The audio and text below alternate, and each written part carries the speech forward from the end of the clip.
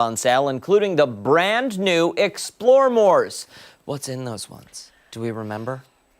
It's a like Rocky Road flavored cookie.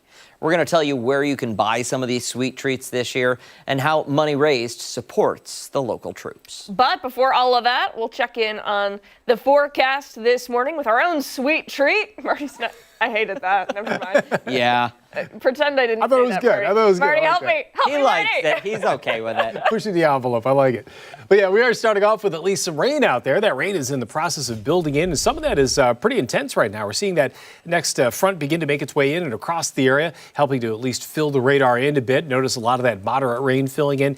No lightning strikes being reported at this point out of it, but it wouldn't surprise me if any one of these little cells, actually, when I say that, I can see one that just hit just southwest of Batavia there. That's just in the past couple minutes there that did fill in. But otherwise, we're seeing that rain really fill in across a lot of the region right now. We're going to see it stay pretty moderate to even heavy for the short term as this line passes through. A lot of places are starting off near 40 near Rochester, but notice to the south, a lot of 50s, some over in Erie County are near 60 right now. It's that front that's stalled across the area as well, and that's causing a little bit of a north-south split to play out across the region. So we're starting off with temperatures not far from 40, some rain, some thunderstorms possible for the short term. Even as we head through the day, we're going to see some of that rain just on and off during the day. It's not going to be a straight through type rain, but at least a few more showers are likely. About 68 today for the high, all the way down to 32 for a low temperature tonight. Then we just hover in that 30s range tomorrow with some snow showers, much different setup then. Maybe a couple raindrops mix in on Friday, a cold day on Saturday and breezy, and temperatures staying a lot cooler for the much longer term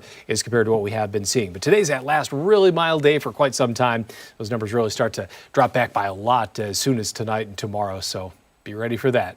You know, it probably doesn't look this way now, but about 40 minutes ago, the sky outside, Marty, looked incredible. It was on fire. That was so pretty, and we were just able to get that little bit of sunshine in as the cloud cover was building in, got that little bit of sunshine in right as it came above the horizon, then after about 5-10 minutes, just lost that, unfortunately. So yeah, a few lucky folks probably had a chance to see that. All right, thank you, sir. We appreciate it. Okay. Let's go off the top. We'll start with some of the things that have piqued our interest this morning. I'll start things off today. So we've talked about red flags on this show before, and we already know that dating is complicated as is. How many stories have we done on that?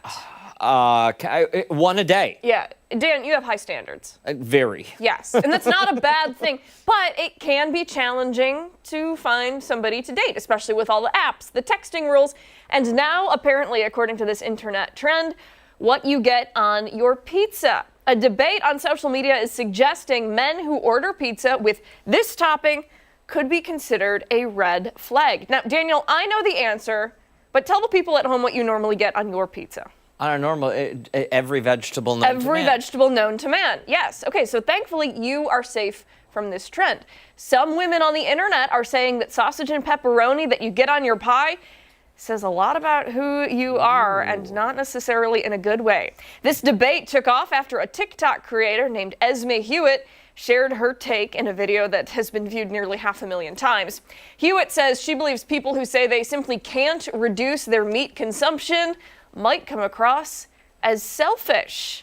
Her point here is that small changes, like maybe choosing a veggie burger instead of a regular burger, can make a difference. But for her, the issue goes way beyond what's on the plate. She says it all ties into concerns about the environment. She points out in parts of the world, including areas of the Amazon rainforest, land has been cleared to support livestock farming and meat production. Because of that, she says eating large amounts of meat without thinking about those impacts could suggest a lack of concern about environmental issues or animal welfare. She also says it can reflect how someone thinks about their own health, noting that diets heavy in meat aren't always considered the healthiest choice. Not the only point, though, that she raised, she also touched on the culture surrounding protein. We were talking about it earlier, something that's become a major focus in fitness and diet trends, right? You start with half a cup of Greek yogurt, protein powders, high protein meal plans. And many people are focused on getting as much protein as possible. This woman on TikTok says that mindset may overlap with what some critics call toxic masculinity. Yikes. She says because of that, she believes there may be a link between eating habits and broader attitudes about empathy, the environment, gender roles, so on and so forth. Not surprisingly, those comments sparked plenty of debate online. I decided I wasn't going to do any comments here. Oh, okay. I wasn't. And, Good. and here's why. Because I want to know, well, first of all, I couldn't find, a lot of them were just You flat can't out use them. rude. Yeah. Like on either side of the debate here. Why do we need to show? Yeah. Like, you can use your imagination. You can guess what people were saying. I want to know your thoughts. As a resident vegan, somebody who has been an advocate for animals. I'm putting both of those things on my resume. What? Resident vegan. vegan animal advocate? Yeah. Okay. So I'm not saying you're eating the meat, but you're on a date with somebody. Yeah. And you get your veggie pizza delight, and this person says, okay, I'm gonna do sausage, pepperoni, and onions. Give me the meat lover supreme. Yeah. Is it a red flag for you? No, Okay, tell me why. it's not a red flag. Because you have bodily autonomy and you can choose what food you want to consume. I choose the food that I want to consume. I'm not going to judge you over it. I think this does spark a larger conversation that we've actually had here talking about food before, in that for anyone who is a carnivore, who does eat meat, I think there is far more that they don't know about how that food got onto their plate on the table that would change their minds about whether or not they eat it. That's for sure. Because Yeah. the processing of any meat comes at a cost, and you know what that cost is. So my thought is, listen, if you can go out there and do that, if you want to go and hunt on your own and do your own thing, but more power to you. That's not something I can do or I care to choose to do. But if you don't have the ability to wrap your head around what goes into processing that and what goes into making sure that the sausage that you're eating tastes like sausage and not like pepperoni, that's the same meat, isn't it? It comes from the same animal, right? I think it's like a plethora of animals, right? Isn't it kind of like a mix? Isn't it cow? Well, it's the leftovers. Okay, yeah.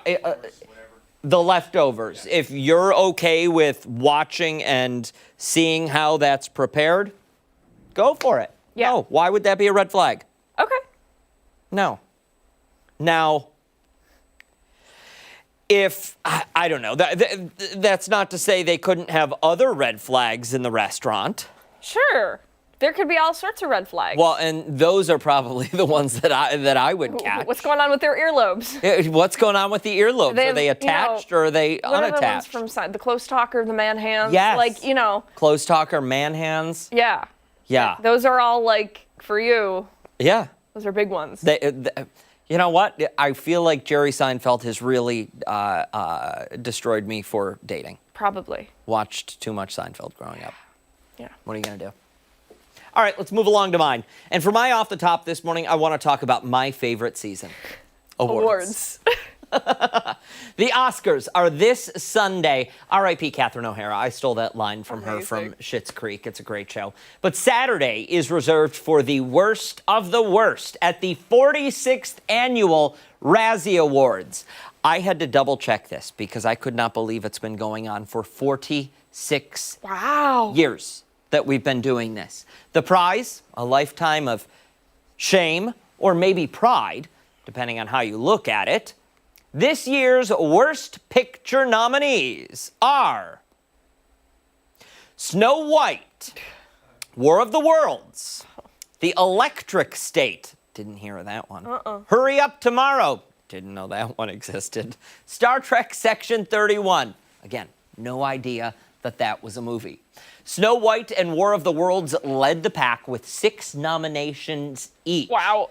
That's not just a bad movie, that's a commitment. And Snow White's Worst Supporting Actor nomination went to, and I am not making this up, all 7 artificial dwarves. Collectively, as a group, the CGI wasn't bad. Democratically, the decision to make it CGI was bad.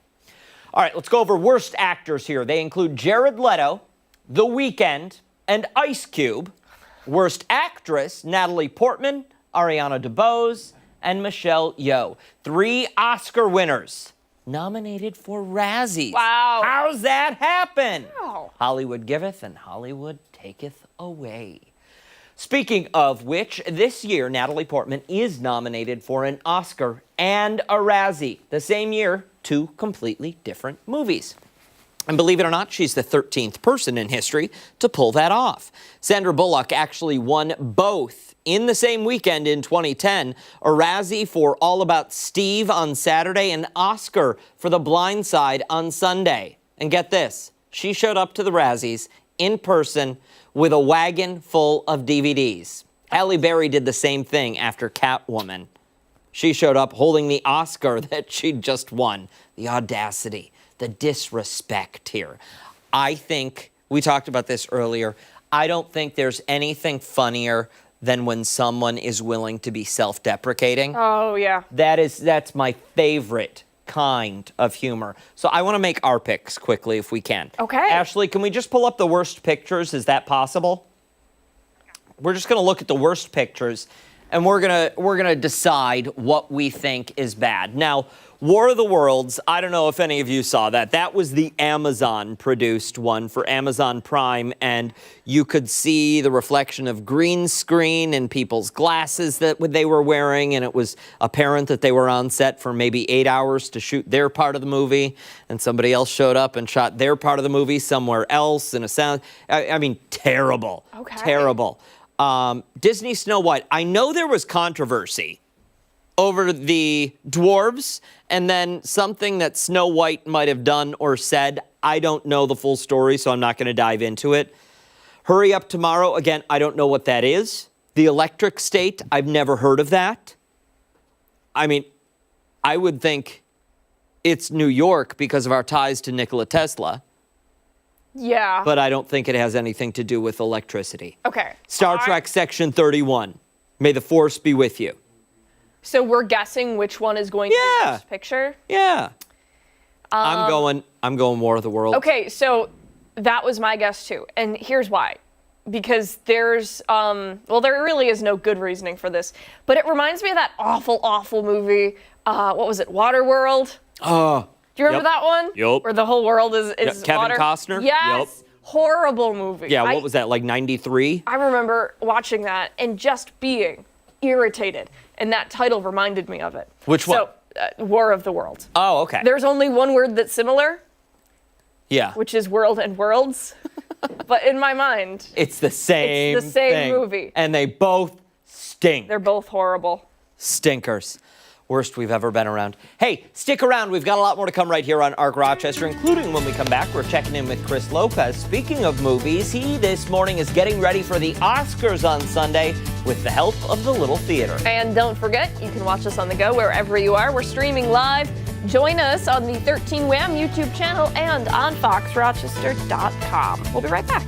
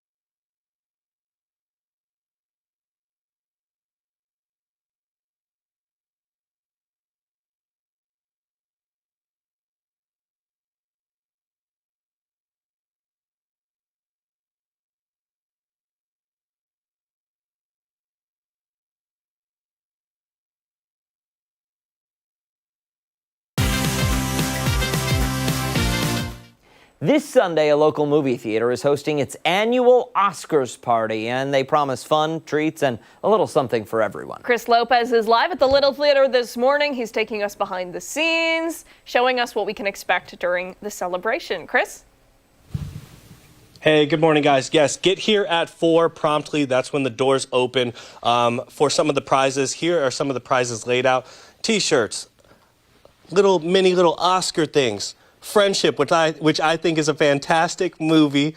Matt Passantino does not think so. I'll ask him about that in a second. I'm also here with Adam Lubito this morning, and we are talking about what's on the ballot, what you should be looking for at home, and what they think is going to stand out. So I want to start with both of you. I read your article on City Mag. You said that this year's pretty nice because no film is really preordained to win. But who do you think is going to win? I'll start with you first for Best Picture. I think it will be one battle after another, but Sinners' momentum is building at the right time. Adam? I think exactly the Sinners' momentum is building at the right time. Okay. So I think Sinners is going to pull through and actually win. And they have 16 nominations. Why do you guys think that they pulled away with so many nominations? That's in the double digits. I think that movie is kind of undeniable in terms of story and sort of performance, direction. I think it's got it all and something for everyone, and people really responded to that movie because of that. There's something for everyone in that. And Matt, what do you think is the worst film on that list of Best Picture? I would say Frankenstein. Okay. Frankenstein would probably, Academy members have to rank their choices. Frankenstein would be number 10 for me. Okay. And I do want to ask both of you. I asked both of you before the hit just to test the temperature. What do you think about AI coming into film and possibly getting a nomination or even winning within the next, I'll say 10 to 15 years? What's your opinion on that? I think studios are kind of excited for the idea of making AI movies because they're after, the cheapest way to make a movie. I was going to say, why do you think that they're excited? Just because they don't have to pay anyone. Saving bucks, okay. But I think it's going to be a long time before we see like an entirely AI-generated movie. How do you feel about it if it does happen? Oh, I hate that. You hate it? I don't. Scott Pugos hated it too. Yes, I don't want that to happen, but I don't have a lot of faith. So I think sometime far in the future, it'll actually happen. Matt Passantino, what's your opinion on AI coming into the film industry? I mean, it's undeniable that it's going to be used as a tool, but I mean, we need human beings making human stories. Yeah, so I like that answer there. With the different categories, what should someone be looking out for? When it comes, they're sitting down, it's Oscars night. I get it, Best Picture, Best Actor, but what's something that maybe flies under the radar that you think people should pay attention to? maybe not under the radar, but I think all eyes are on supporting actress. I think it's pretty much a three-way race right now. So like I said in City, flip a three-sided coin, and that's your guess. So yeah, you had, I don't know her name. Her name is slipping me right now, but she was in Sinners. Wumi Masako. Yeah, she was fantastic in that. She's the quiet part of that movie. Yeah, and I was surprised that she got a nomination because she was the quiet part, but she was so good when she was on.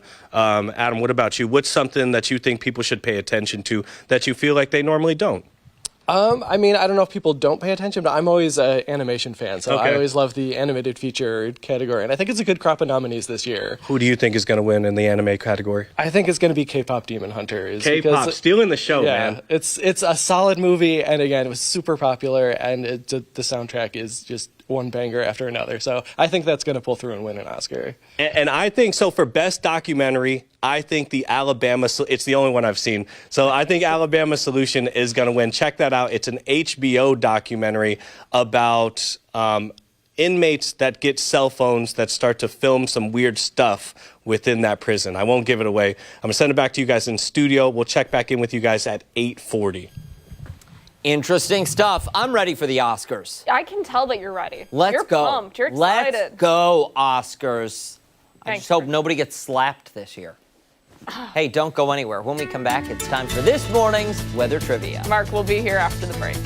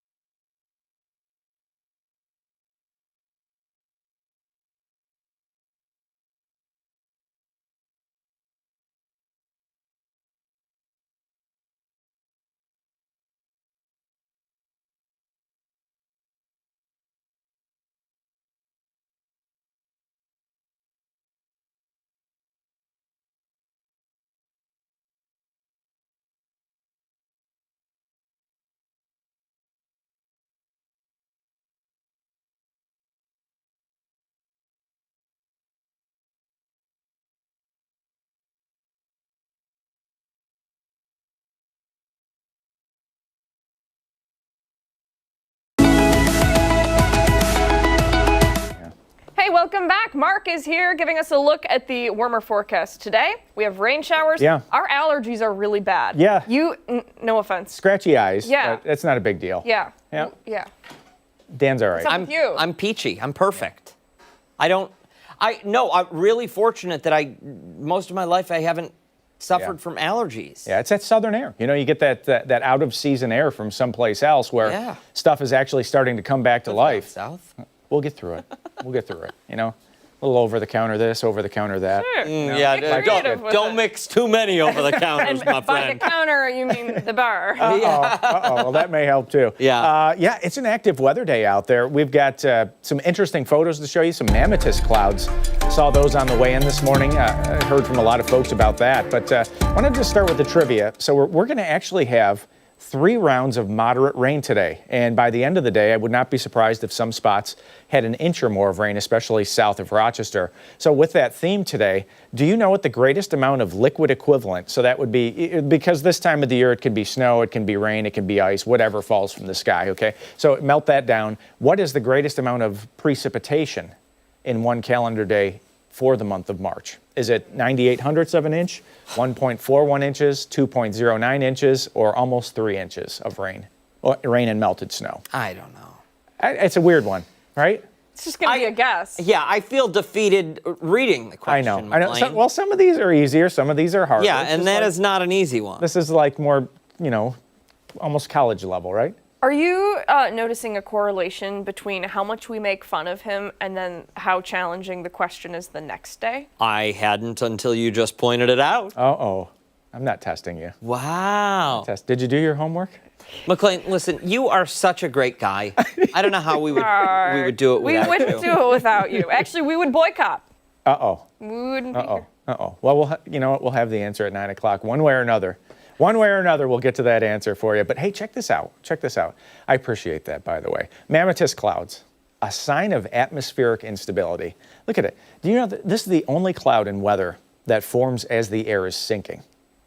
So Oh, that's interesting. it is. So you get dense, saturated atmosphere inside of a thunderstorm. Usually it's towards the front of the thunderstorm, so like the anvil part, and it sinks into the warmer and drier air that's out in front of it. So it's a rare combination that usually doesn't happen in the atmosphere. Why does it sink? It sinks because it's slightly heavier than the air that's out in front of it, because it's dense, it's saturated, and because of the cold effect of the evaporation in that part of the atmosphere, it allows that part of the atmosphere to sink. That's interesting. Yeah, it's very cool. I saw that. That's me getting out of the the car in the parking lot, looking west as the sun was rising this morning. You can see the drops on the camera lens. We can hear the rain on the roof here in the studio. We have a thunder shower. It is 40 degrees.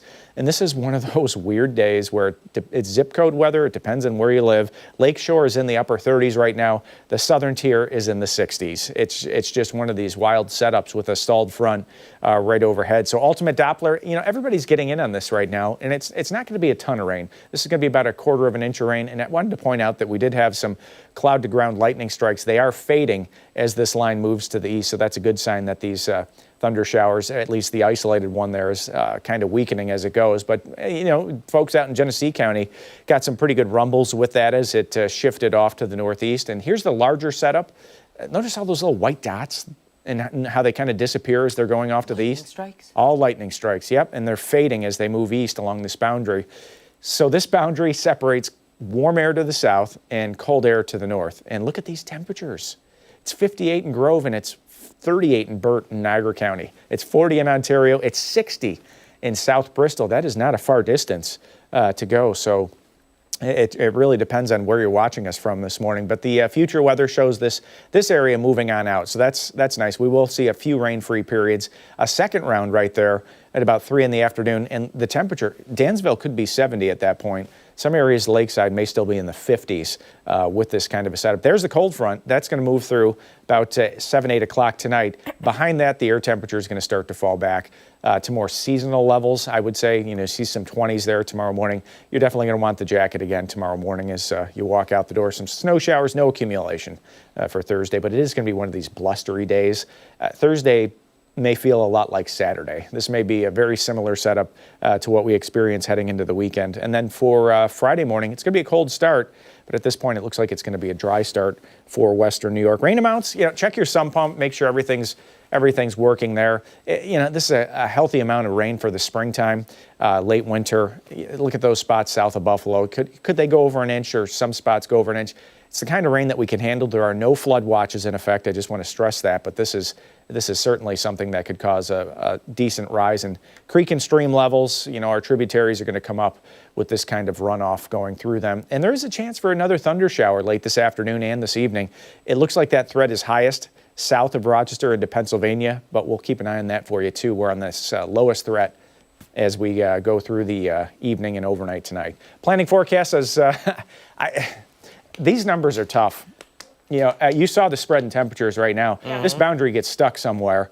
20 miles is going to make a world of difference, but it would not shock me at all if we were in the upper 60s. It would also not shock me at all if we stayed in the 50s through the afternoon. Temps drop, blustery tonight. We'll get back to the low 30s, rain to snow showers. And the 7-day forecast, this time of the year we say, it's 2 steps forward, 1 step backwards.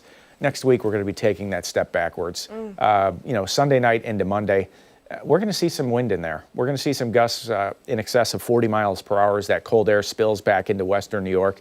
That light mix, so it's going to be a little bit of rain changing back to snow Sunday night into Monday. St. Patrick's Day right now, just a windy and cold day. I know everybody's thinking about the parade weather. Thankfully, it looks like it's going to be dry. This is like, it's a step backwards and then a fall down a steep flight of stairs. That's what that forecast is. So, beyond Monday, there may be a brief, sharp, Sunday night into Monday, there could be like a 6 to 8 hour window where there's like a brief, sharp warm up, and then that front hits and it drops back again into next week. So the temperature forecast there is a little touchy as well. But that's the season. The big swings, the sign of the season. Yeah. The warm air is waking up down to the south, and the cold air is slowly fading up to the north. So we just have to watch these waves as they come on through. The forecast today, great sleeping weather. Great Yeah. nap. Absolutely. Great day for a nap. Yep. And look at that, 9 days. We were talking about it back in the forecast center. We would almost call it almost humid, but you wouldn't use that terminology this time of the year. With the dew point in the 50s to near 60 this afternoon, that is an atmosphere that is loaded with moisture. Yeah. Our Yep. hair's going to frizz out. All right, thank you. Oh, man, it'll slick Here's out. 2. Hey, don't go anywhere. A lot more to come right here on Arc Rochester. We'll be right back.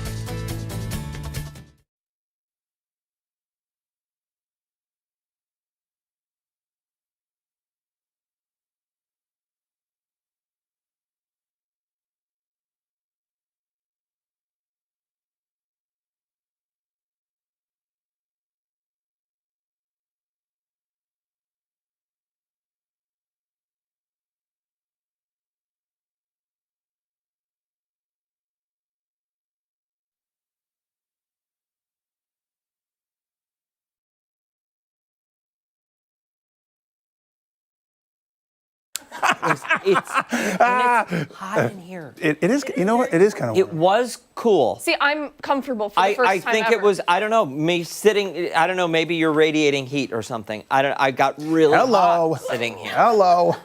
Turn on the AC. I got really hot. I'm a married woman. My God. Ridiculous.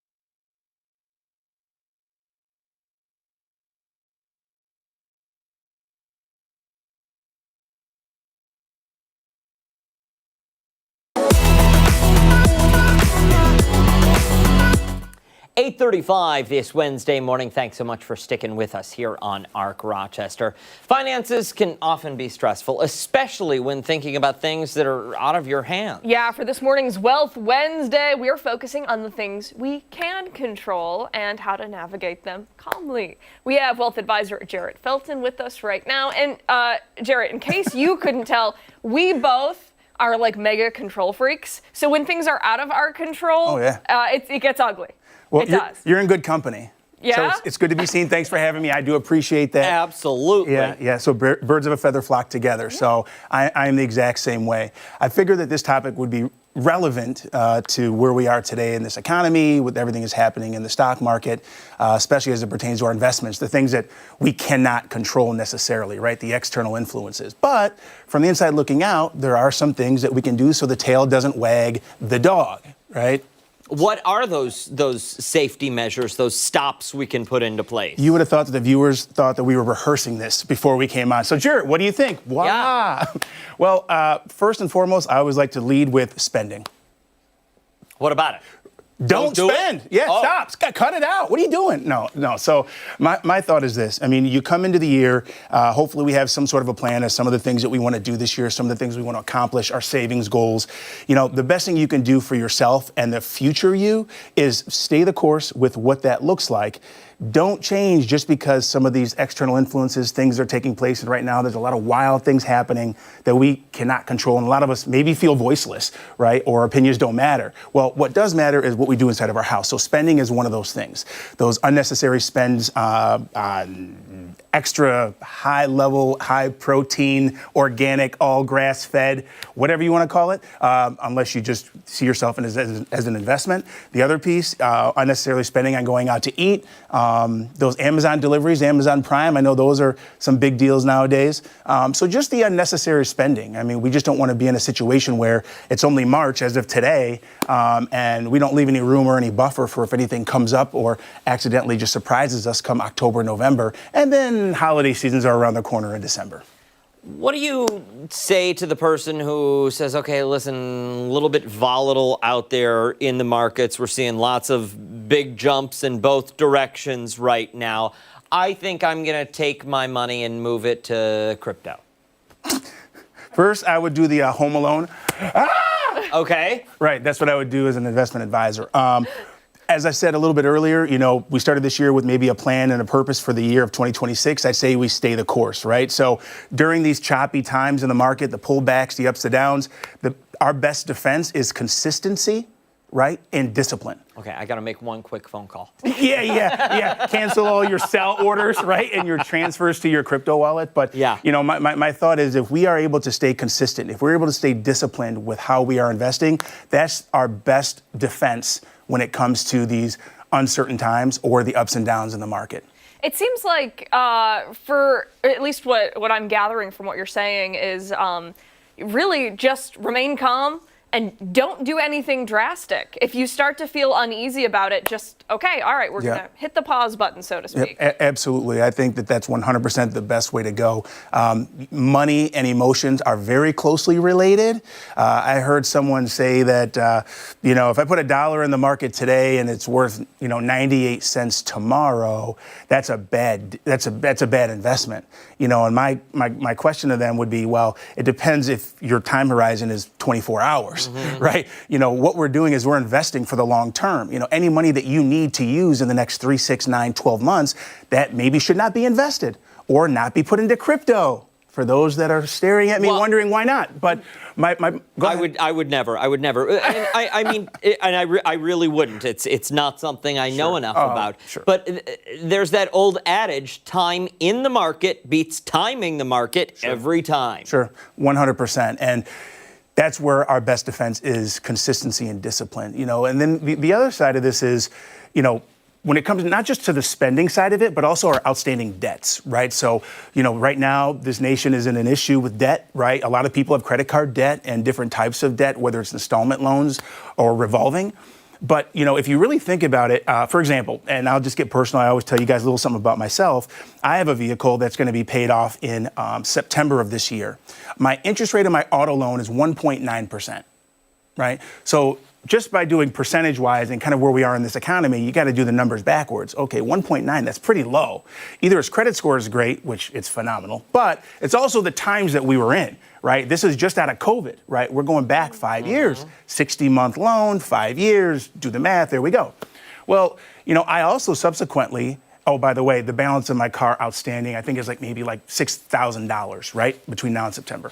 You know, I also had, you know, a $5,000 credit card bill, right? I had stuff for my business, expenses I had to do and cover. So I'm sitting back thinking to myself, what would Jared do? So I'm thinking about it, and I actually went to somebody that, you know, is a friend of mine. They aren't really in the financial world.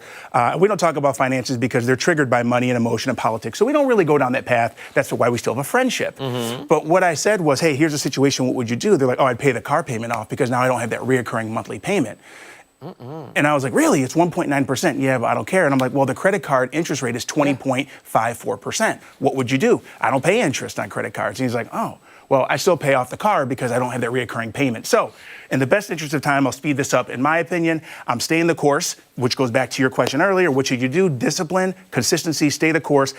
I want to pay it off. Don't get me wrong. Who wants to have an extra payment every month? But that's such a low interest rate. And there are other things in your life that may need your attention or require it. Otherwise, those types of debts can get out of hand. So end of story, pay the credit card, good to go. I'm just going to ride this Car car. will be paid in September. You're fine. Right. Hit them with the socials. Where can people go to learn more? Absolutely. Investment.com, invessent.com, or 585-510-7060. Give us a call. Awesome. Jarrett, thanks so much. We appreciate it. Thanks for having me. Appreciate it. When we come back this morning, we're going to check in again. Chris Lopez is studying up for this year's Oscar Awards. He's at the Little Theater. And don't forget, you can take us on the go wherever you are. You can hear Chris's awards speech because I hear he's up for Best Actor this year. Boy. Arc Rochester is streaming live right now on the 13WM YouTube channel and foxrochester.com. We're back on the other side of the break.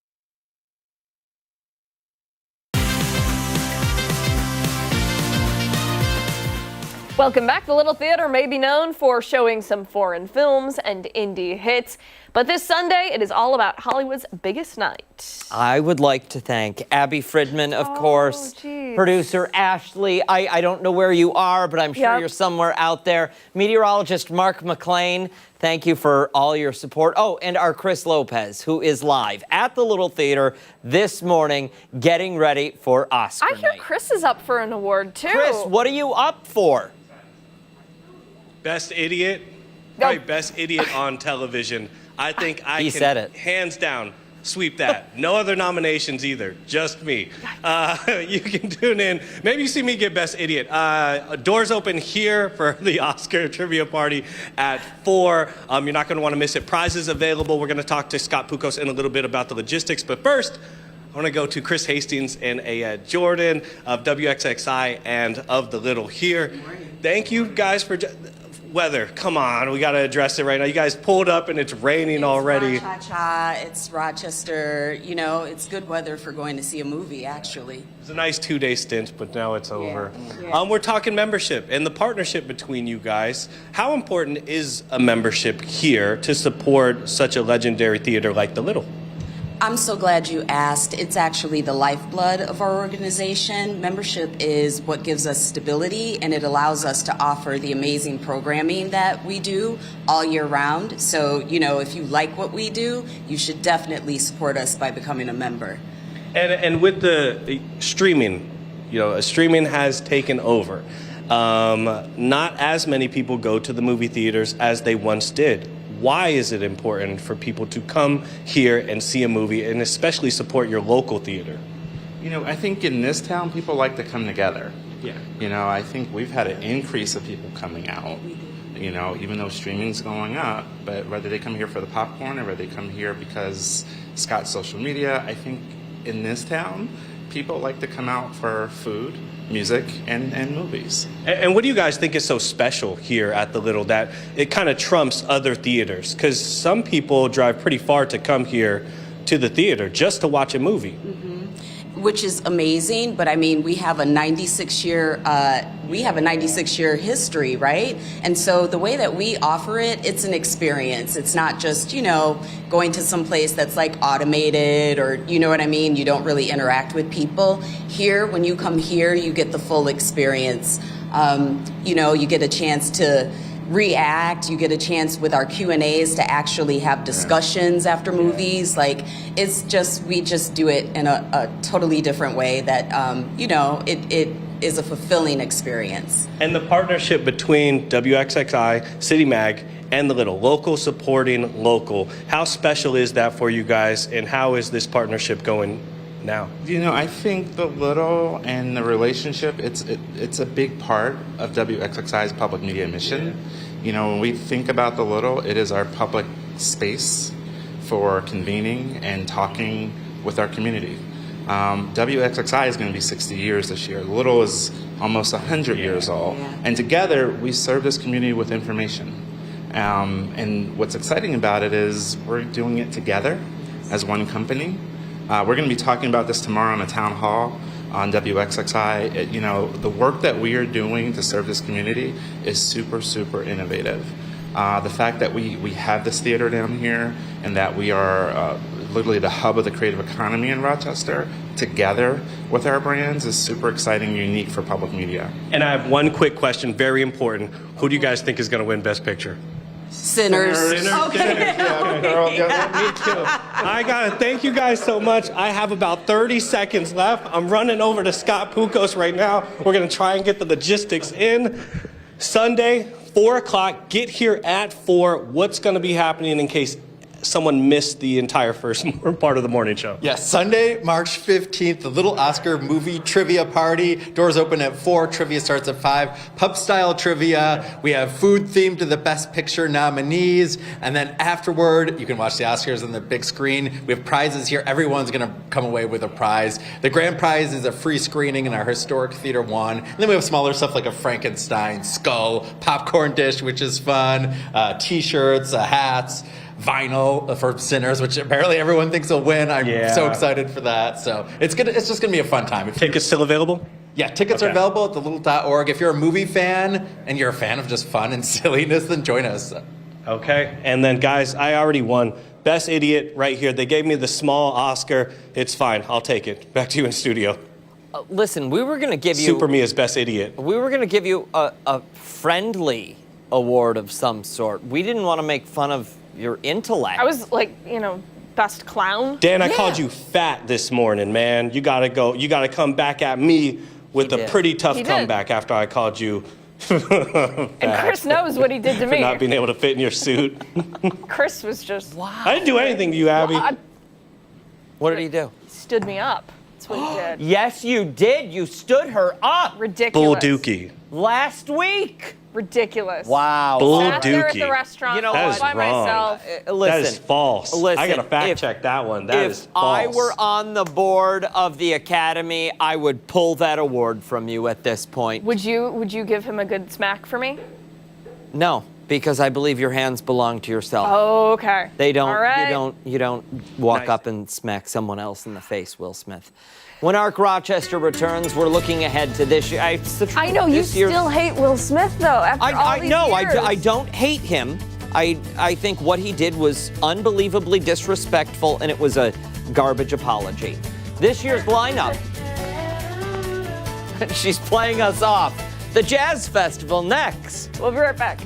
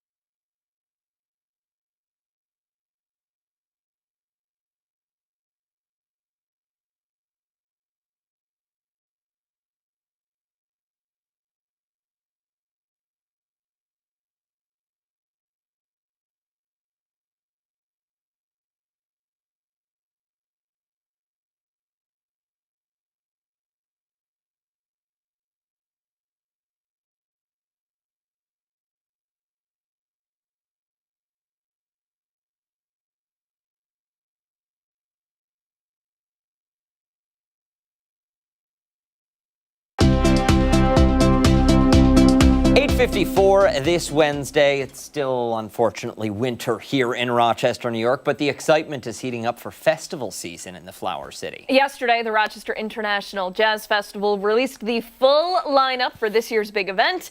This morning, we're breaking it down with the festival producers, John Nugent and Mark Iacona. Great to see you. Morning. Thanks so much for coming in. Pleasure to be here. This is exciting. We were talking about it earlier. We look forward to the Jazz Festival every single year. So many people also do. Give us the rundown, some of the big names that are going to be coming to town this summer. Oh, well, our headliner series this year, we've got Gladys Knight coming. We've got Trombone Shorty is performing at Parcel 5 again. We've got Chris Bodie. We've also got the world-famous legendary Count Basie Orchestra for big band jazz. We've got the Latin Kings of Jazz, Tito Puente Jr. and Nestor Torres. We've got Galactic from New Orleans. At Parcel 5. At Parcel 5. So these are all our headliner names, but there's 3 big shows at the Eastman, and we have a new thing we can talk about in a minute about our other shows at the Eastman Theater. All right. I want to know, just going back a little bit into the archives, I suppose, at what point in putting this festival on a yearly basis Did musicians start to reach out to you and say, hey, listen, I heard some great things about the Rochester International Jazz Festival. How do I get on that bill? Well, both Mark and I have built this event to where it's actually almost more well-known outside of Rochester than it is in Rochester. People from all over the world, from Europe, South America, they know about our event. And so they send us their promo materials, and Mark and I check them all out, and we, there's a lot of them, over 1,000 this year that submitted. Wow. Yeah. How did the two of you even begin to sort through all of it and figure out what you're actually going to do? Well, there's a lot that goes on behind the scenes. So there's a great team that we have that starts planning really with us after the first of the year. The submissions start coming into John around September. We get calls and we talk about it, but like he said, the programming can be done in 2 weeks because there's so many artists that want to come and play. And the reason we're able to do that so fast is the support that we have from our sponsors. Many festivals don't have exactly what we have in terms of the support on an annual basis. Yeah, very fortunate to have the commitment from the community. And that allows us to, especially with a club series, program a lot of artists that our public doesn't know about. We bill it as it's not who you know, it's who you don't know.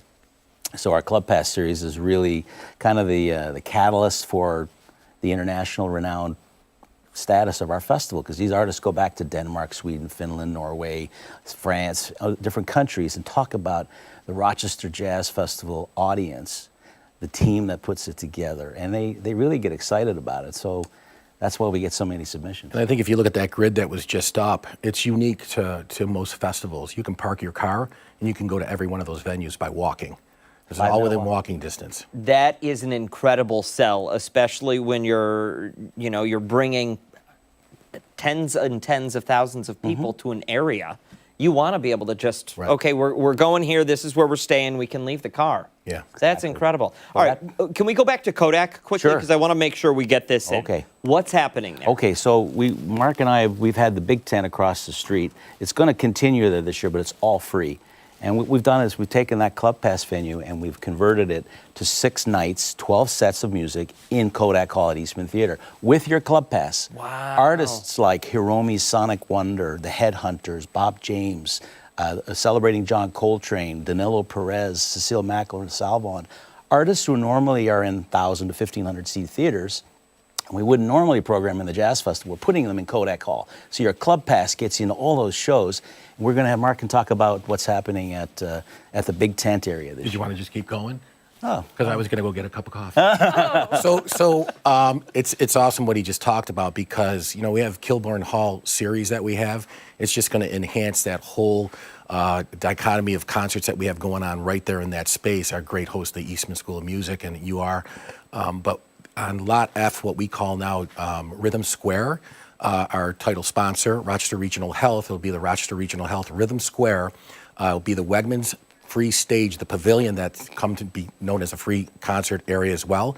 All 9 nights, 3 free shows a night, and they're 3 different shows. Wow. So they're not 2 sets of 1 artist. And it's going to be exciting because there's going to be a lot of excitement down there. The theme that we're working on right now with Rochester Regional Health, it's just a great feeling that everyone's coming together and want to really make that place a centralized, even though it is now.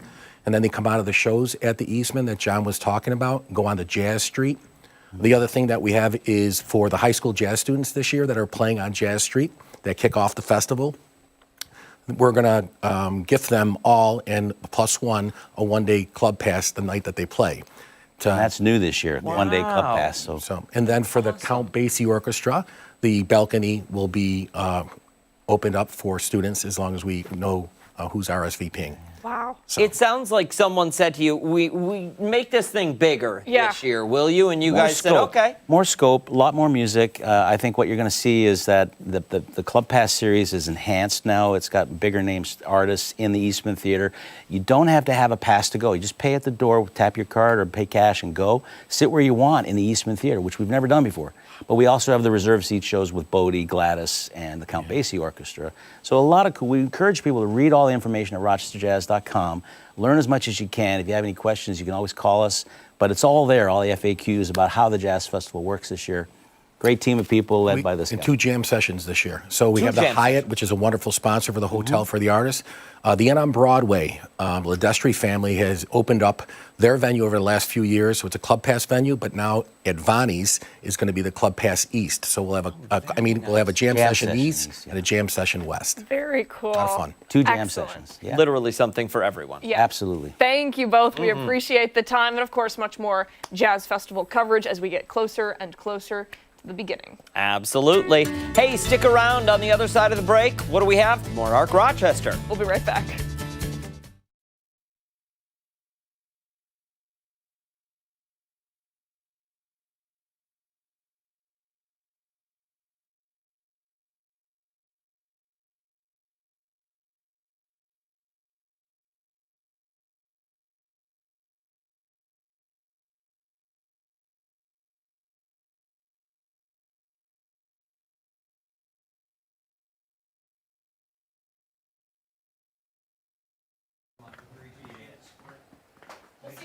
Yeah, take care. Is this just staff? Mm-hmm. Yep. And then what's after that? Right. No, I'm good, thank you. Mike DiGiorgio. It is.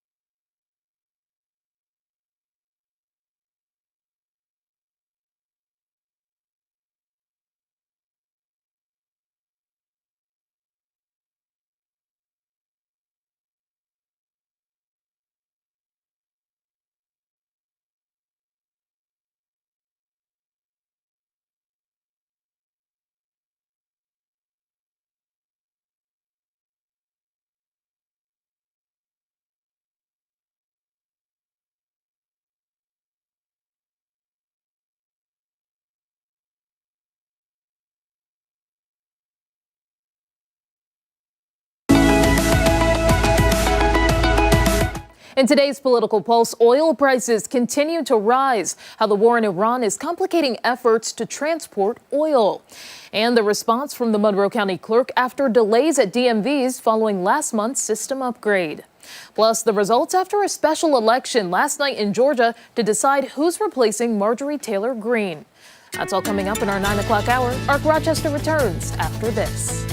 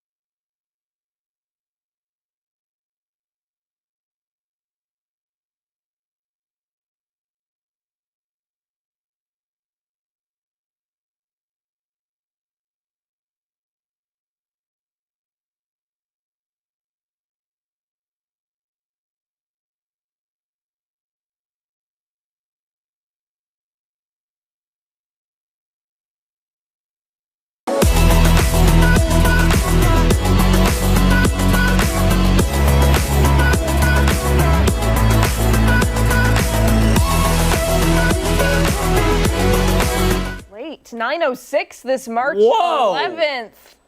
Wow, let's What are we get this doing train here? back on track. Who do we blame timing issues on? Oh, yeah, I wonder who. Listen, I don't know what to tell you. We're right on time, Ashley, Yeah. as always, as always. Wasn't our fault. Yeah. All right, Mark is here. He's got all of his weather stuff.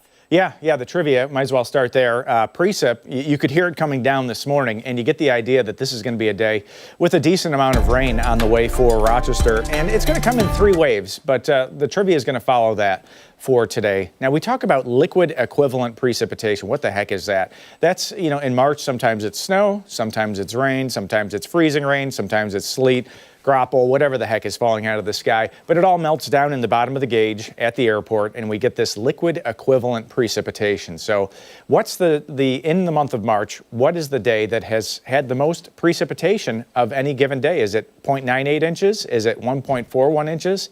2.09 inches or 2.98 inches? And I realize this may just be a guess. There was a lot of answers on Facebook, that's for sure, but maybe just a guess. Well, Are we gonna see the wanna answers? the other ones. You want to see what everyone else Yeah. is doing? Okay. Like I'm gonna go with D. looking on I somebody feel like- else's sheet. David and Deborah have C. Allison, Chris, Betty, and Barbara have D. Next page has Alicia with D, Shelley with D, Ian with D, Louie, Barb, and Rod all have C for this morning. Trilla has D, Laura has D, Paul has D, Mary, Kathy, Janet, C, as does Yvonne, Sandra, Cassandra, Ron, Michael, Sarah has B for this morning. Amy, Holy Tim, C. moly. Heather, Jim's wife, C. Lisa and her dad, C. Jim and Kyla have D, and Cheryl has D, Cheryl's husband. Cheryl and Cheryl's husband are always at odds. You notice that? But they But I love always it. play. And Cheryl is always right. I like some of the offhand comments, too, that sometimes show up there. you know? They're fun. They're Yeah. fun. I'm All right, not D, encouraging that kind of thing, 2.98. I'll go C. Well, both of those would have been very good guesses, but it is D. That's a lot. That's a ton of rain. That's a ton for one day. You know what? It all fell as snow back in 1900 on March 1st. It was 29.8 inches of snow on one day, which turns out to be the snowiest calendar day on record for Rochester ever. How about that? Interesting. Yeah, so it all fell in the form of snowfall. Now, what's falling outside today is obviously just in the form of plain old rain for us out there. And we've got a lot to talk about, but not for this guy. Oh, Tater! Tater! Oh, man. Oh, Wait a second. We gotta look boy. at Tater here. Max Dowd was playing on Sunday. Look at in Spencerport at Bones and Barley. Yeah, and this that's little that's Tater. our spot. It's Mark's spot. That's a 10-week-old. But wait a sec. Okay, so Yep. is this Max's dog? Not Max's dog, but it ended up a random dog at the bar? You ever go to a dog concert friendly. and then it's like people get passed around like in the front row. This Yeah. dog was getting passed around like through the entire area. That's amazing. It was amazing. A similar experience. Tater looks You never know what's going to happen like on a he's a Sunday star. afternoon in Spencerport. Yeah. Especially when you're with the Usually- McLeans. Usually chaos. It's towel time for Tater today. You know, it's going to be a quick in and out. Tomorrow, dry pause. Friday, wet pause. Saturday looks dry but windy. And Sunday, that may get upgraded to towel time. We'll have to see how this plays out for Sunday. It looks like a very unsettled weather day, especially deeper into the day. Look at this picture. Look at the clouds, the drops on the camera lens there. Up to 42, and this is one of those mornings, if you watch your thermometer, you're actually going to be able to just watch it go up probably every 10, 20 minutes, a degree or so. Southeast breeze at 6, so we're waiting for that front to come through, and it is making its way through steadily. It is still 40 in Ontario, 42 in Rochester, but some of these temperatures near 60 in South Bristol, 60 in East Aurora.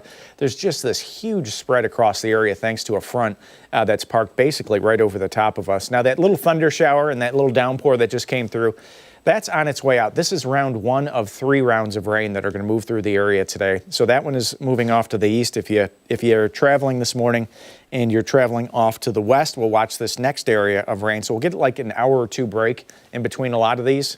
And you look southwest, and there's that next area. some thunder showers showing up over Lake Erie. That's going to be drifting our way as this boundary just kind of lingers today and lifts to the north. So very unsettled weather day. It's kind of fun as a meteorologist to watch this because it's relatively low impact weather, but lots of changes for a 24-hour period. The boundary starts to move off to the east, and there's that next chance for rain. This is going to be between like 1 and 4 this afternoon. Another downpour comes on through. Then there's the actual cold front. This is going to be 7, 8, 9 o'clock tonight. Likely a downpour with that, and there could be some isolated thunder with either one of these next 2 rounds of rain that drift on through. A little bit early in the season for that, but it can happen this time of the year. The forecast map has high pressure back to the west. We get a brief break on Thursday, although it will be blustery, before that next system moves by to our north on Friday with a mix of rain and wet snow showers. It doesn't look like any significant snow for us. But it will be cold enough that we'll get back to that type of precipitation. Now, potential rain amounts, not enough to post a, quote, a flood watch or anything like that. But through 10, 11 o'clock tonight, a lot of spots between a half inch and an inch.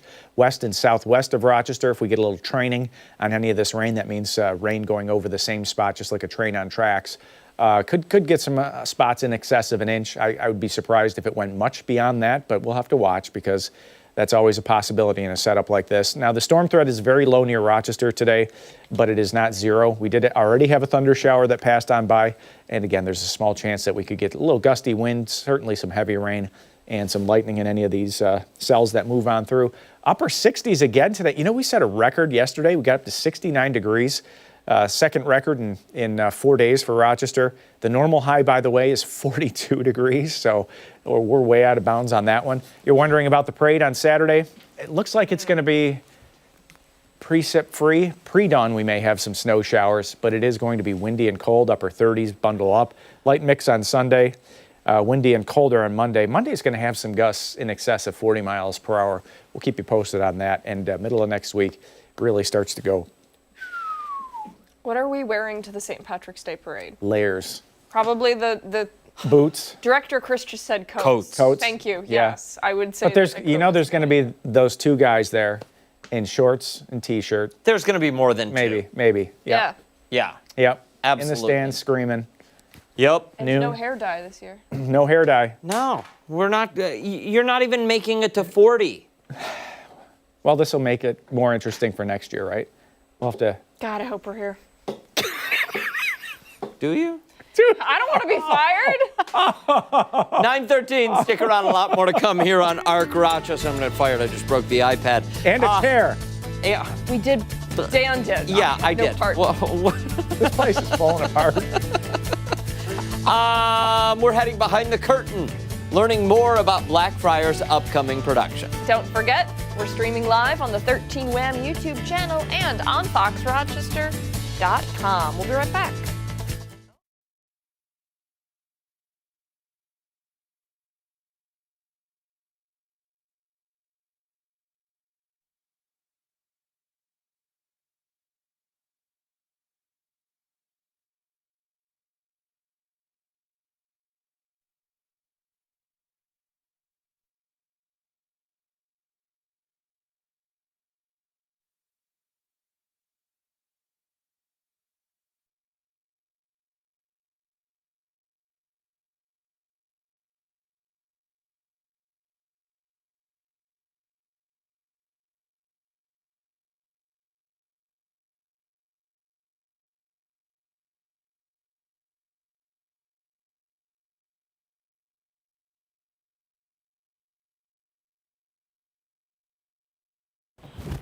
So how are the 2 of you? Great. Pretty good. Yeah. Good. All things considered, yeah, can't complain. Good.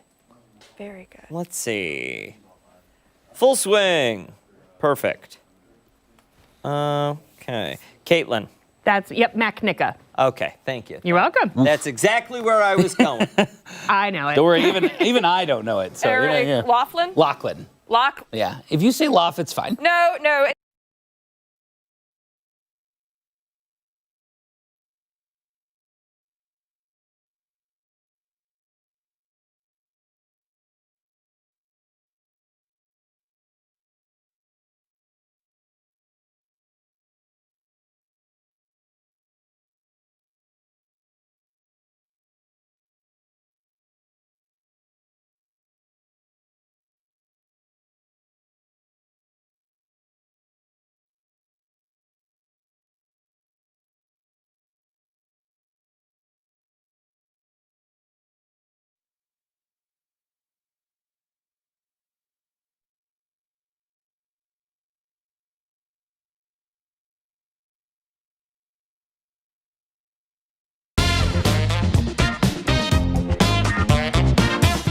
Spring theater is in full swing here in the Flower City, and one local stage is bringing a story that's both hilarious and heartfelt. Blackfriars Theater is presenting the critically acclaimed play, The White Chip. It's a fast-paced, comedic, and honest look at one man's journey through addiction and recovery. Joining us now for more on the show, we have cast members Eric Lachlan and Caitlin Machnicka. Good morning to the both of you. Thanks for coming in. Yeah, Thank you so much. All right, so let's get right into it. The White Chip. We're talking about addiction. We're talking also about comedy. You wouldn't necessarily think that those two things go hand in hand. They absolutely do. I mean, I think anyone who has lived through addiction or with someone with addiction know that there are some just kind of straight up silly things that happen. And Sean Daniels, the playwright, who actually has a Rochester connection, he used to work at Jiva and started writing the play a lot here in Rochester. He was tired of the only option for media about addiction to be kind of like very special episodes where it was taken extremely seriously. It is a serious issue, but there's also a lot of funny things about it. And so he decided, well, I'm going to have to write it myself if I don't see it out there myself. I mean, we all were subjected to those after-school specials growing up. Yeah. Or you know, well, I was homeschooled, so I missed a couple of those. But does I imagine the White Chip references or is some sort of AA or sobriety chip? Yeah. So the White Chip is the 24-hour chip that you get when you go to AA. It's if you've done 24 hours or have 24 hours to desire to stop drinking. So it's the first chip that you get when you go there. And without giving away any spoilers, it does come up in the show a couple times. So it's kind of an interesting theme that ties, I think his journey and kind of getting up and falling back down again, with that same sense of, yep, this is the white chip. And every time you get it, you kind of start fresh as you go on that journey of like a clean slate. Yeah. Yes, absolutely, correct. Absolutely. And the show also explores not only AA but other ways of thinking about recovery and how that helped Sean to figure out the route of how to kind of start. It's wonderful. Colin Pasek plays Steven, who is the main character, narrator, storyteller, and we play everyone else. Yeah, we play everyone else. We're actors 1 and 2. So we play all of the other people in his life, his bosses, his wife, his mom, his dad, board members, recovery specialists, cab drivers. Cab driver. two different police officers, which really has commanded the maximum scope of my acting talent. That's got to be an absolute riot as an actor to be able to wear so many hats in one show. Literally. Oh yeah, actually. What is that experience like? Are you thinking to yourself, doing character analysis? Okay, everyone is going to sound a little bit different, so this person's going to have this kind of accent. This person's going to sound like they're from the Midwest. Yeah, exactly right. Yeah, we've got so many people. Some of them are there for one line. Some of them come back throughout the show. And so some of them are denoted by costume pieces, by accents, I'm going to do different hairstyles. Maybe one person has glasses. And it's maybe somebody wears a wig. Maybe. Oh, maybe a couple of them. No spoilers. But it's really fun. We're literally tossing around costumes, hats, going in and out of trunks to switch between characters. It's an absolute blast. And in the middle of it is Colin just trying to keep his footing under him. How do you guys keep all of the characters straight? I feel like I would be, doing the accent for Who am I? whatever the boss, and then I would slip into the wrong character. It's funny because I have two characters, and then there was a rehearsal a week ago where I was like, hey, can you guys just confirm that these two characters don't sound exactly the same, that they actually sound and look different when I'm either one of them? And I think, you just, generally with acting, I think we kind of start with what characters want and what they need and why they're there. And usually I think as long as you can keep those things straight in your mind, the next things come pretty naturally. Who they are, what they sound like, what they're doing. So I don't usually find that I'm getting tripped up between characters, but when all of a sudden you have to find a new voice or find a new person and you kind of don't have it ready to go, sometimes that can be tricky to navigate through. Really incredible. Okay, for somebody sitting at home, they want to go and see The White Chip. When, where, how do they get tickets? We open next Thursday and run through the end of March. Tickets are available by calling the box office, or you can find us online at blackfriars.org. Excellent. Perfect. Thank you both so much. Break a leg. Not that you'll need it. We'll put all the information over on Fox Rochester. Thanks so much. Thanks. Thank you. 9:21 this morning. Don't go far when Arc Rochester returns. Stephanie Joseph is breaking down some of our top political headlines. We have the Political Pulse coming up next.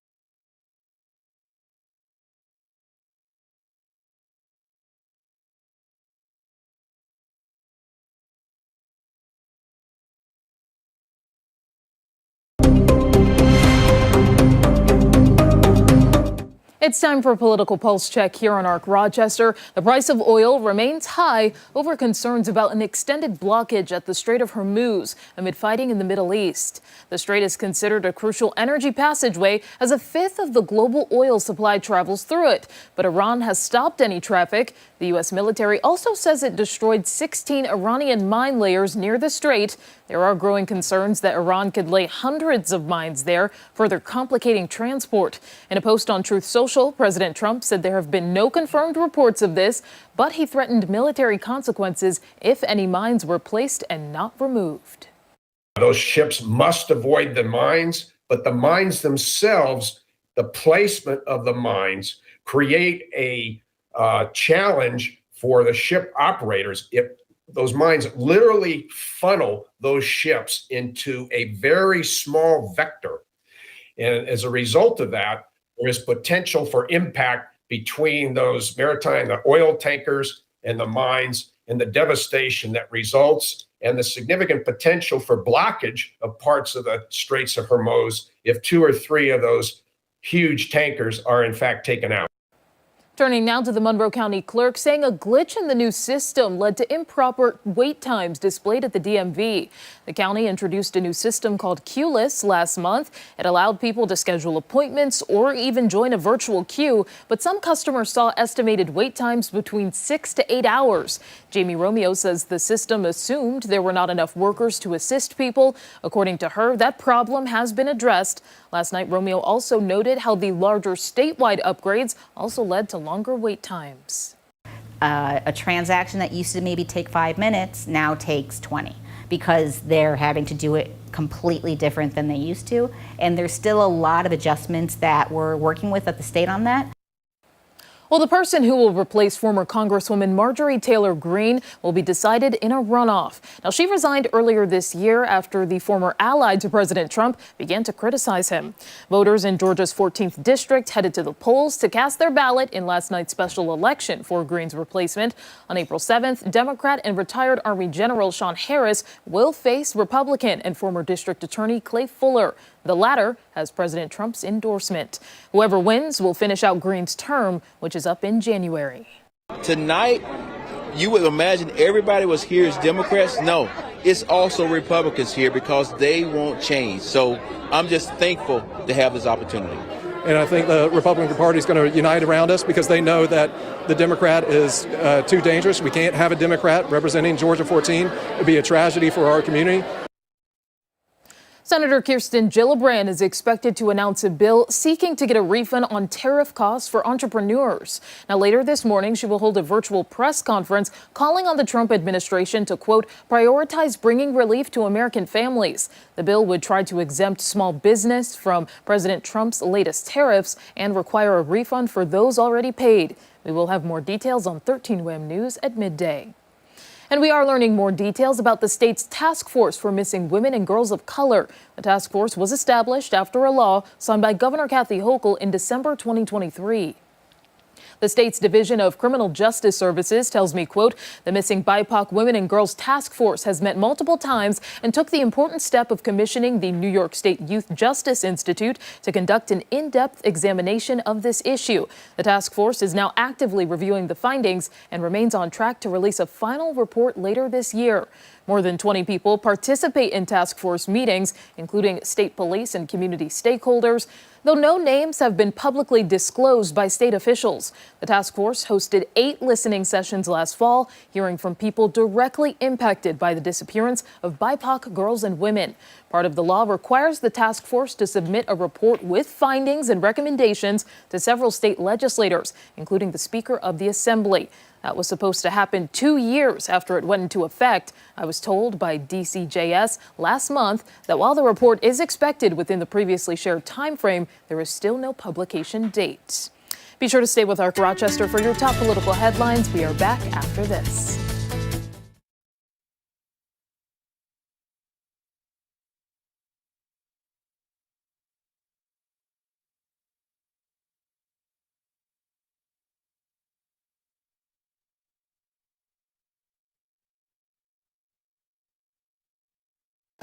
Oh, wait, it's right. We're good. Okay, stay. I don't. You okay? Yeah. Come on, go on first.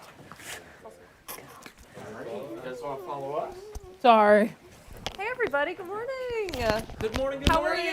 We're right over Hello. there. You guys want to stand right in front of this X right over here? We're grabbing a microphone for you, and then, replace the battery. And then you guys are gonna kind of line up like this in front of this X right over In here. front of it? Yes. Okay. Or, excuse me, behind it. Okay. Sorry about that. And then I'm gonna have you two come forward a little bit. And then I'm gonna have you go backwards, but kind of like turn facing this way. This way. Yes. And then I'm gonna have you come forward. And then. Hi, friends. How we doing? How is everybody today? Good.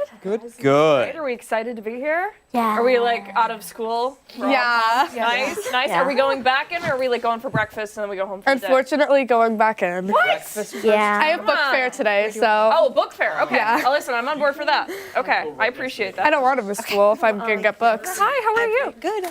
Oh my gosh. Help me with your last name. Benoit. Benoit?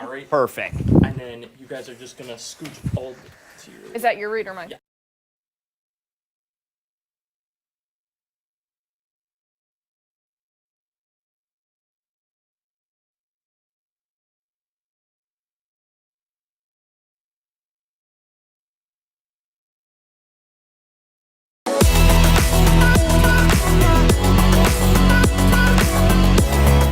Good Wednesday morning, 9:30. Thanks so much for sticking with us here on ARC Rochester. Do you smell that? It's Girl Scout cookie season all across the region. booths are popping up selling those sweet treats. Yeah, this year they've introduced a new cookie into the mix. It's called Explore Mores, and we're getting a taste of them this morning. And we're also talking about the important stuff, how you can support a local troop. We are joined now by Product Program Manager and Troop Leader Amber Benoit, as well as multiple Girl Scouts. Ladies, can I ask you all to introduce yourselves? We'll start down here and work our way down. You can say your name, your age. I'm Paige. I'm 12, and my favorite cookie is Thin Mints. Nice. I'm Adriana. I'm 11, and my favorite Girl Scout cookie is Caramel Delights. I'm Winter. I'm 11, and my favorite cookie is the caramel chocolate chip gluten-free. Whoa, I haven't even heard of those. That's crazy. I'm Chloe. I'm 10, and I like Thin Mints. Where are my s'mores cookies? They took them away. They did retire the s'mores, but that's okay. We have the Explore Mores this year, which are a Rocky Road inspired cookie, and they are delicious. Listen, I'm excited to give him a shot, but I am going to totally throw Daniel under the bus here. The one time he dropped an entire package of the s'mores cookies on the newsroom carpet, which is like, gross it's carpet. really gross. Gross. He still ate all of them.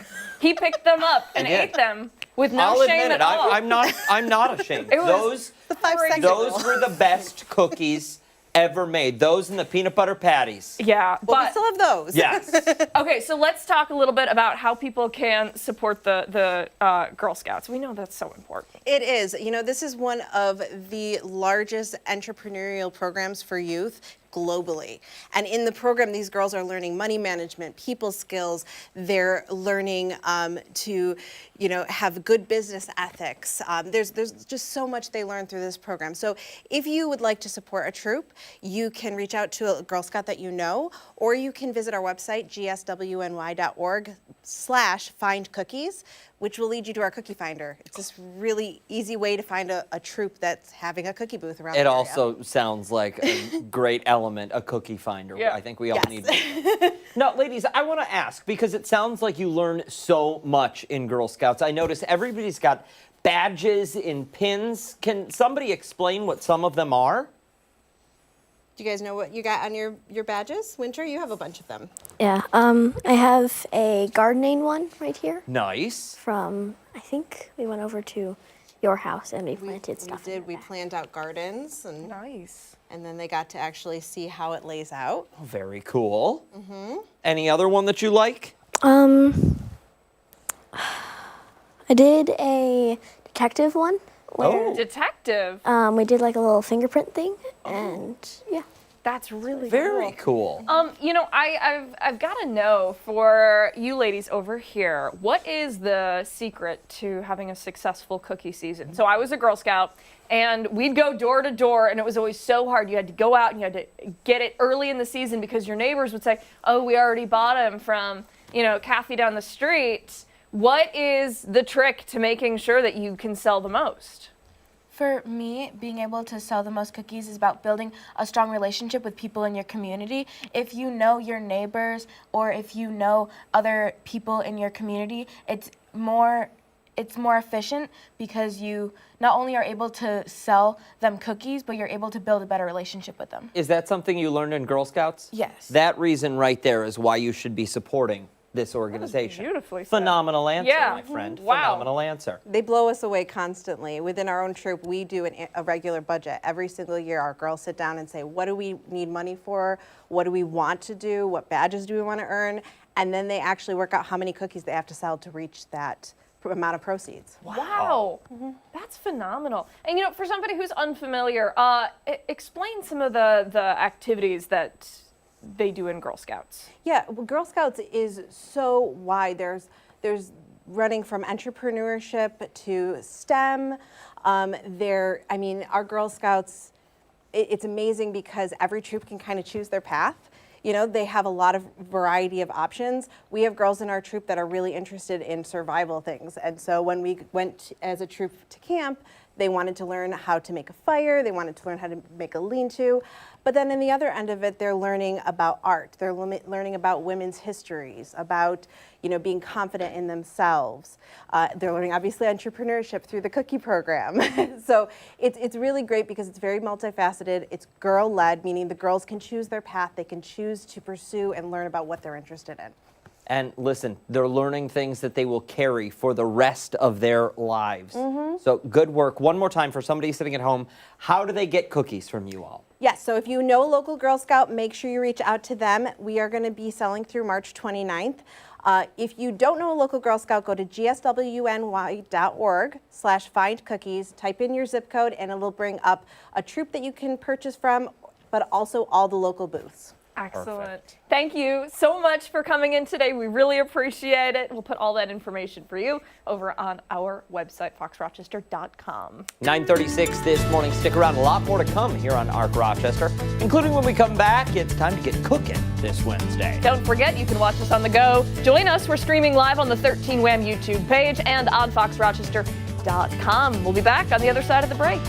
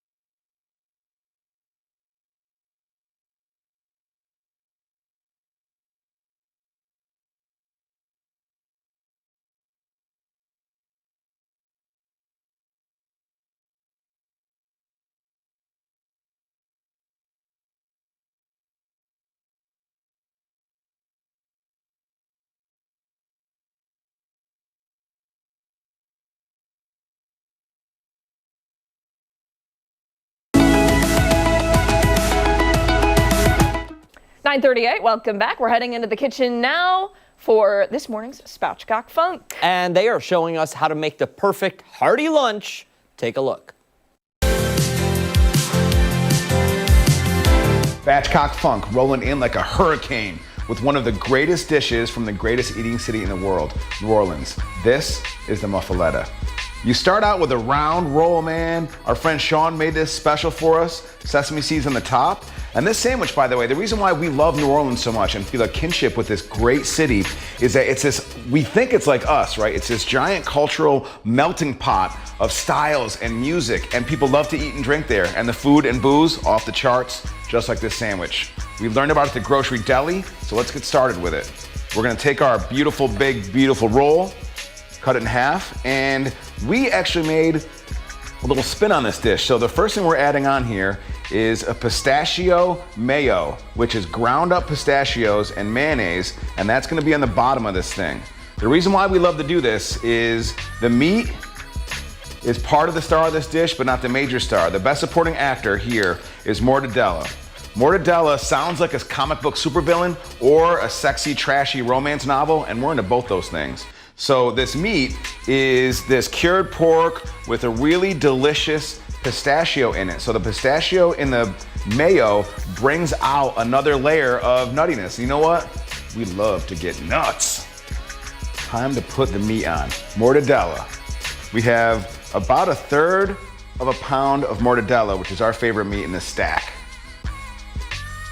Now the salami is the next meat on here, and actually the muffaletta, that celebration of all the different cultures in New Orleans, is from Sicily, right? So it's a Sicilian thing. Say, hey, what's the matter you? Have a muffaletta. So that's what we're working with right here because it is fantastic. Then a layer of cheese. The first cheese we're using is provolone, a nice creaminess with all the salty, delicious fatness underneath it. Now, the next layer, we get back to some meat. We're gonna go with some brown sugar ham, some sweetness, saltiness, which is a big part of this dish. It's a combination of so many flavors that you're not sure it's gonna work, and when it works like it's nobody's business. The last layer of meats and cheeses is Swiss cheese. Cuts with the ham, does really great. Now we're using Swiss cheese with eyes in it. That's actually what the holes in Swiss cheese are. So if you're using Swiss cheese that does not have holes in it, you're actually using Swiss cheese that's called blind. We left the eyes on the Swiss cheese though because we want that to see the star of the dish. This is olive tapenade.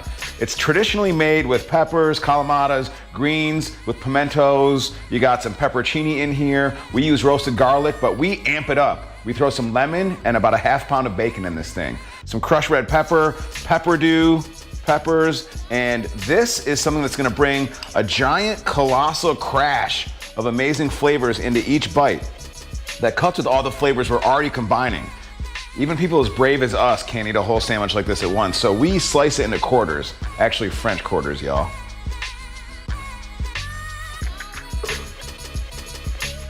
Now, that is what a sandwich looks like.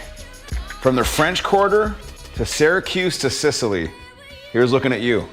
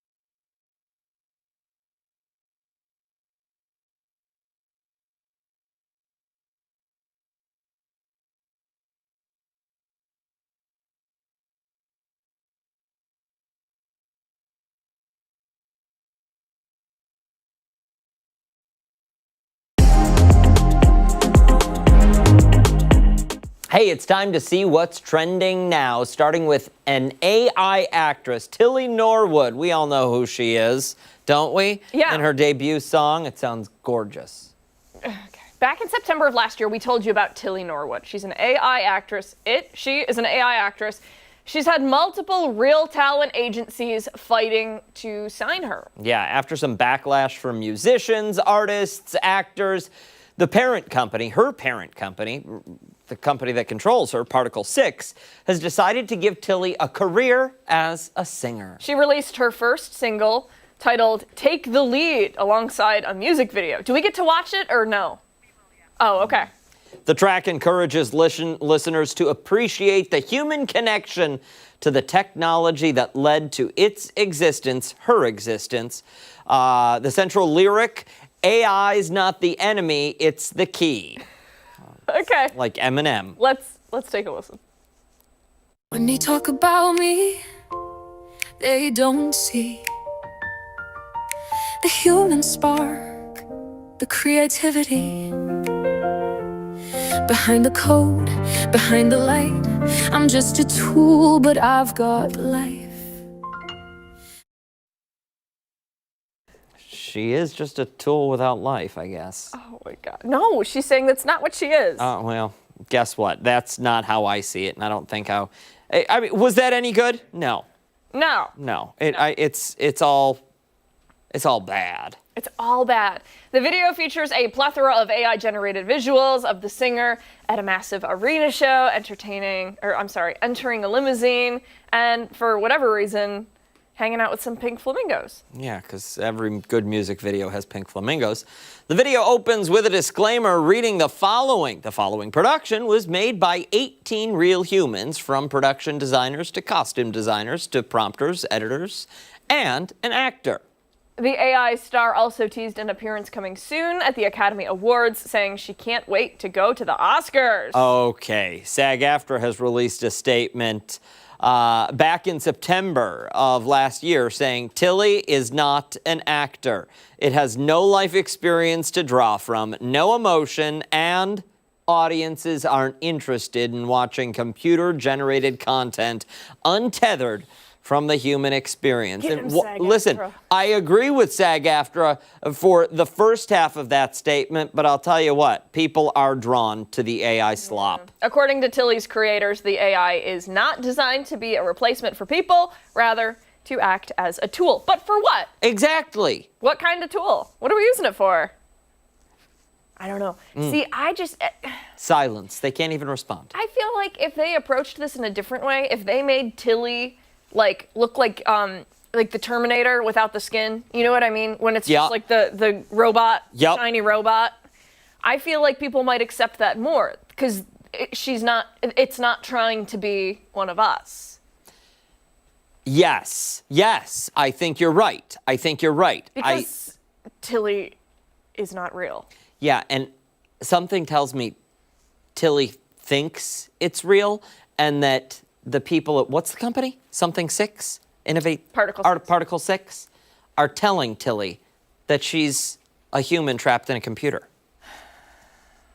Speculation. I have no idea. I don't even know how it works. The song was emotional. But not good. But not good. She's crying about all the wrong things. Yes. We wrote a Christmas song.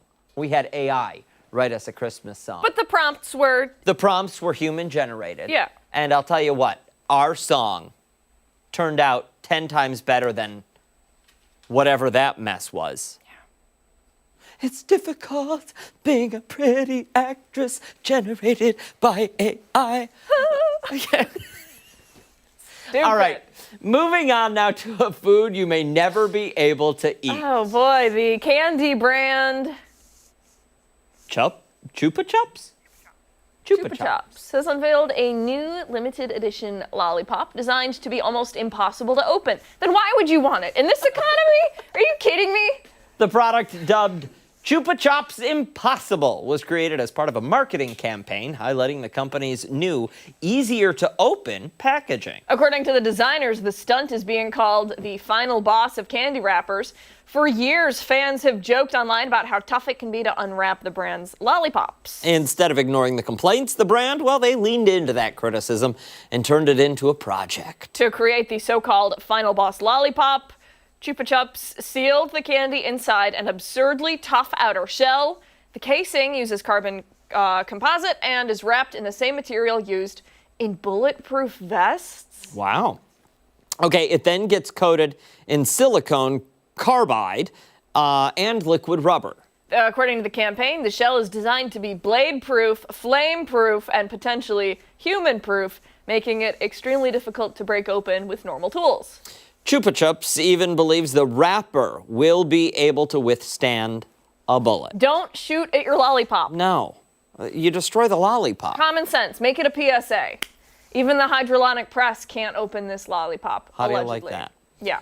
Inside the nearly indestructible casing sits the real surprise, Chupa Chups' redesigned wrapper, which is meant to be easier for customers to open than the previous packaging. To promote the campaign, the candy brand sent the impossible-to-open lollipops to content creators known for extreme tests and viral experiments. The brand's final message to the fans reads, "The hardest lollipop to open might finally lead to the easiest one yet." They're basically saying, stop your whining. You think this is hard? I'll show you hard. I really, though, have to ask the question. Yep. Who out there was complaining to Chupa Chups that your your lollipop wrappers are too difficult to open? I think, if I'm remembering Was it correctly, classic kindergartners? We sold those in my school for, I want to say it was like English Honor Society Club. Okay. And, you had to sell, like, candy. Yeah. So that you could keep your membership or Sure. whatever. And I think that we had to sell those the one year. And it wasn't that they were hard to open. It was that they were always smashed. So then when you'd go to open them, they were like, they would crumble all over, if I'm remembering correctly. And this might be the wrong brand, but that did look very, very familiar. So I'm thinking that maybe the problem is not with the wrapping. Instead, perhaps the problem lies within the lollipop. Yeah. Well, just some food for thought. They fixed it, apparently. All right, let's move on now. We've talked about looks maxing. Now we're talking about protein. Okay, I'm not allowed to ad-lib now. Now, the protein maxing trend has reached an all-time high or maybe low. The restaurant chain Buffalo Wild Wings, which is already a restaurant, has just announced a new... Guys. That was almost bad. Do you want us to read what you wrote? Is that what you're saying? That's like the point of my job, but it's fine. Okay, the restaurant chain Buffalo Wild Wings has just announced a new protein-forward menu item. In honor of National Espresso Martini Day on March 15th, the chain announced the release of their wing-flavored Espresso Protini. Oh, that's disgusting. No, read the screen, Dan. That's all she wants. You're right. The cocktail is infused with buffalo dry rub and has 10 grams of protein. The drink is made with classic espresso martini ingredients. Oh, and muscle milk protein powder. It's served in a glass with a buffalo dry rub rim. According to the company, the Espresso Protini rides the ongoing protein hype, calling it an unexpectedly delicious and satisfying sip. You cannot say these things to us while we're trying to read, or we're going to read all of your typos.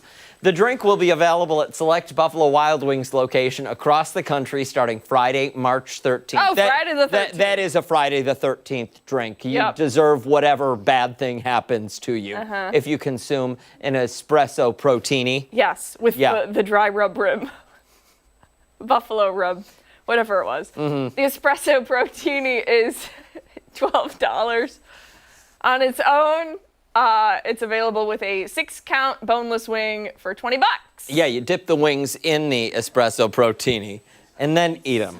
People on social media are calling the drink a disaster waiting to happen. Think of the stomach ache. Yeah. Others are asking the question, who asked for No this? one. Many are taking this as a sign that gym and diet culture have gone too far. Yeah, I would say so. See, I don't know that it's gym or diet culture. I think it's marketing agencies going once again. Though they're doing exactly what they need to be doing, because we've spent the past 6 minutes talking about a disgusting drink. Where is this even sold? Buffalo Wild Wings. Buffalo.